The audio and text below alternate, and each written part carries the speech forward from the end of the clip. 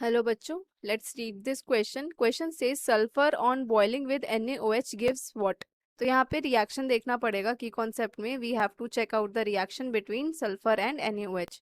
So key concept is check out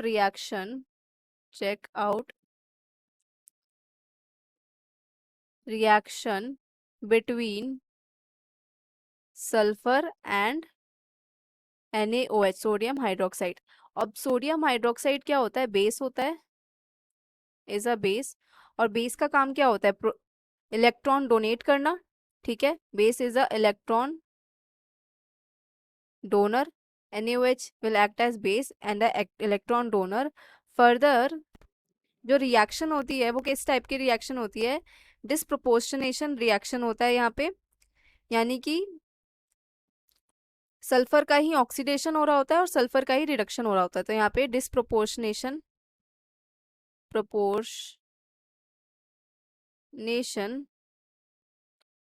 reaction होती है। अब रिएक्शन देखते हैं। Sulphur when react with NaOH base, boiling temperature पर होता है ये काम। बॉईल करते हैं तो बनाता है ये Na2S2O3, जिसे हम कहते हैं hypo solution, along with the formation of Na2S। अब रिएक्टेंट साइड में सल्फर का जो ऑक्सीडेशन स्टेट है वो क्या है? जीरो। प्रोडक्ट साइड में सल्फर का ऑक्सीडेशन स्टेट है हाइपो के अंदर। चेकआउट करते हैं क्या होगा। सपोज एक्स अज्यूम कर लिया, तो यहाँ पे सोडियम का जो ऑक्सीडेशन स्टेट होता है वो +1 होता है। 2 सोडियम है तो ये हो जाएगा +2 प्लस एक्स इंटू 2 +3 इंटू -2, क्योंकि ऑक्सीजन पे -2 चार्ज होता है, इज इक्वल्स टू 0।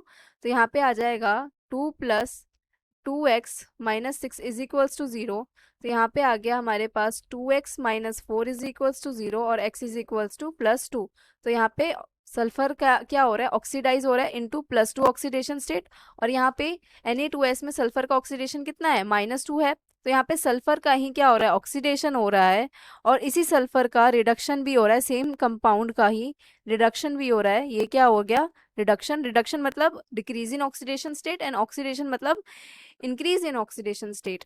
तो यहाँ पे इसी रिएक्शन को क्या कहते हैं? डिस्प्रोपोर्शनेशन रिएक्शन कहते हैं। तो प्रोडक्ट क्या बन रहा है? Na2S2O3 + Na2S, which is matching with option 2। So option 2 is the correct answer. Hope you understood it well. Best of luck.